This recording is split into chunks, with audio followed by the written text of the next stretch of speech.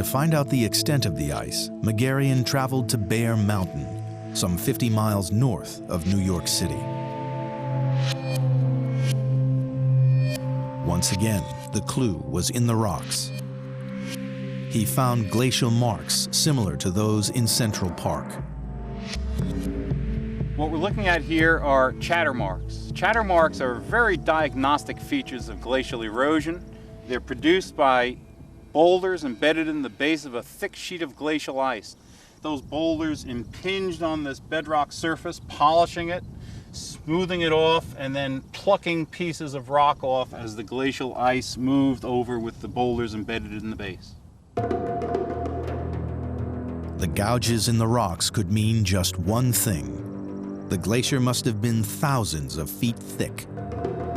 In this case, although we're standing at an elevation of about 1,280 feet above sea level, the glacial ice sheet covered Bear Mountain as if it weren't even there.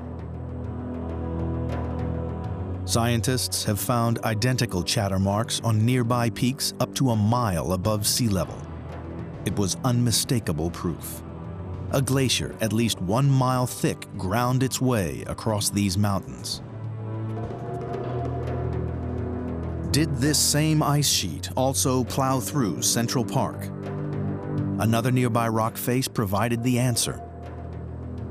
The feature that we're looking at here are a series of subparallel glacial scratches and grooves. These are, again, are produced by the glacial ice sheet dragging boulders across this very durable granite surface.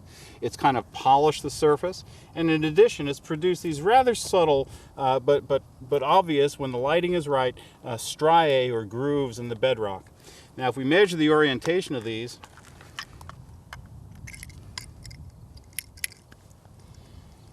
these